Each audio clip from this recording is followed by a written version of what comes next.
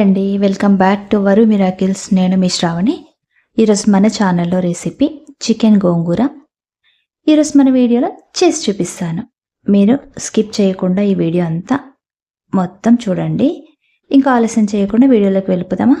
దీనికోసం నేను అరకిలో చికెన్ తీసుకున్నాను. బోన్స్ మజిల్స్ అన్నీ కలిపి తీసుకున్నాను. వీటిని శుభ్రంగా 2 సార్లు సాల్ట్ వేసి కడిగి పెట్టేసుకున్నాను. అలాగే ఇప్పుడు ఇంకా దీంట్లోకి 1/2 టీ స్పూను సాల్ట్ వేసుకుందాము. అలాగే 1/4 టీ స్పూను పసుపు వేసుకుందాము. ఇప్పుడు మొత్తం అంతా చికెన్ అంతా కలిపేసుకుందాము. ఉప్పు పసుపు ముక్కలన్నింటికి పట్టేలాగా స్లోగా నెమ్మదిగా కలిపేసుకుందాం. అంతా కలుపుకున్నాం కదా.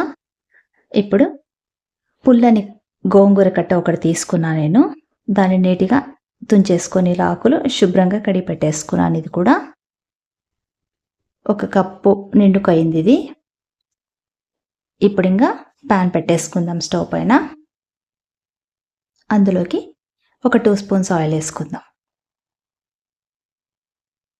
ఇప్పుడు కట్ చేసుకున్న ఒక 3-4 మీరు తినే కారాన్ని బట్టి 3-4 పచ్చిమిరపకాయలు ముక్కలు చేసుకొని వేసుకున్న. అలాగే మనం శుభ్రం చేసి పెట్టుకున్న గోంగూరను కూడా వేసుకొని లో ఫ్లేమ్ మీద ఫ్రై చేసుకుందాం. లో ఫ్లేమ్ మీద అయితేనే గోంగూర అడుగంటదు.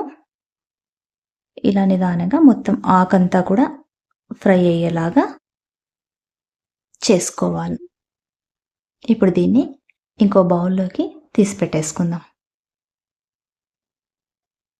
మొత్తం అంతా బౌల్లోకి ట్రాన్స్ఫర్ చేసుకొని ఇప్పుడు ఇదే ప్యాన్లో ఇంకొక 3 స్పూన్లు ఆయిల్ వేసుకుందాం.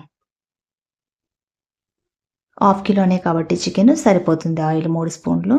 ఇప్పుడు ఇందులోకి ఒక 3 బిర్యానీ ఆకులు, 1 ఇంచు చెక్క, 2 యాలకులు, ఒక 3 లవంగాలు, ఇవన్నీ ఒకసారి కలుపుకుందాం. తర్వాత ఇందులోకి పెద్ద సైజు ఉల్లిపాయ ఒకటి సన్న ముక్కలుగా చేసుకొని వేసుకుందాము. లేదా మీరు ఇష్టమైతే ఉల్లిపాయ పేస్ట్ కూడా వేసుకోవచ్చు చేసుకొని. నేను సన్న ముక్కలు కట్ చేసుకొని వేసుకున్నా. ఇప్పుడు దీంట్లోకి ఫ్రెష్గా తయారు చేసి పెట్టుకున్న ఒక స్పూను అల్లం కూడా వేసేద్దాం. అల్లం వెల్లుల్లి పేస్ట్ కూడా వేసిన తర్వాత స్లోగా నెమ్మదిగా మొత్తం అంతా కలుపుకుంటాము. గోల్డెన్ బ్రౌన్ వచ్చేదాకా కూడా వేపుతూనే ఉండాలి. లేదంటే ఉల్లిపాయలు రెడ్ అవుతాయి.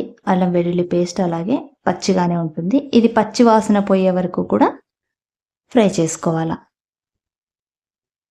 ఇప్పుడు ఇందులోకి ఒక మీడియం సైజు టొమాటో సన్న ముక్కలు చేసుకొని వేసుకుందాం. వీటిని కూడా ఒకసారి కలిపేసుకుందాం.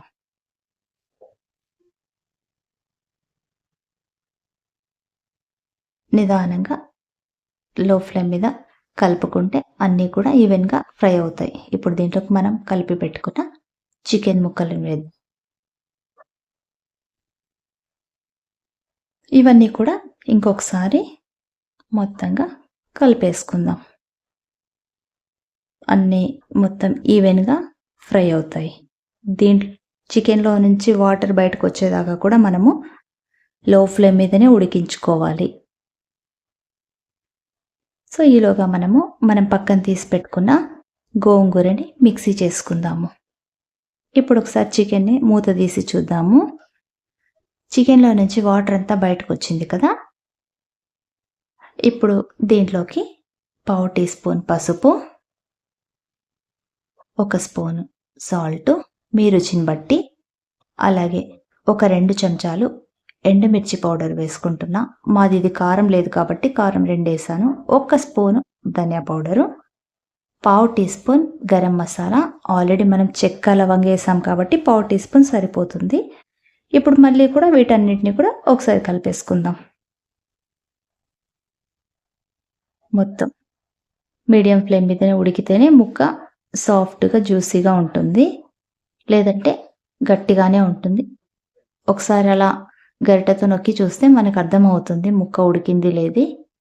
ఇప్పుడు ఇందులోకి మనం పేస్ట్ చేసి పెట్టుకున్న గోంగూరను వేసేద్దాం. అలాగే గోంగూరను మిక్సీ చేసుకున్న జార్లోనే కొన్ని వాటర్ వేసి అవి కూడా కలిపేసుకుందాం. ఇప్పుడు మళ్ళీ ఒకసారి మొత్తం అంతా గోంగూర ముక్కలన్నిటికీ పట్టేలాగా అంతా కలిపేసుకుందాం ఒకసారి. చూసారా, చిక్కబడిపోయింది, దగ్గర పడిపోయింది, గ్రేవీ ఎంత కలర్ఫుల్గా ఉందో. ఇప్పుడు ఫైనల్గా కొబ్బరి పొడి వేసుకొని, ఎండు కొబ్బరి పొడి వేసుకుంటే టేస్ట్ చాలా బాగుంటుంది. మీకు కొబ్బరి పొడి వద్దనుకుంటే స్కిప్ చేయొచ్చు. మీరు కొబ్బరి పొడి వేసుకుంటేనే టేస్ట్ ఇంకా రెట్టింపు అవుతుంది. మళ్ళీ ఒకసారి అంతా కూడా కలిపేసుకుందాము. ఇప్పుడు చివరిగా కొత్తిమీరతో గార్నిష్ చేసుకుందాం. చూసారా ఎంత సింపుల్గా రెసిపీ అయిపోయిందో, బట్ టేస్ట్ మాత్రం అదర్స్. ఇంకొక బౌల్లోకి ట్రాన్స్ఫర్ చేసుకుందాం. చూస్తుంటేనే నోట్లో నీళ్ళు ఉడుతున్నాయి కదా. మీకు ఇంకెందుకు ఆలస్యం, వెంటనే తయారు చేసేసుకోండి. ఈ వీడియో కనుక మీకు నచ్చినట్టయితే లైక్ ఇవ్వండి, షేర్ చేయండి, సబ్స్క్రైబ్ చేసుకోండి. Until then bye. Thanks for watching.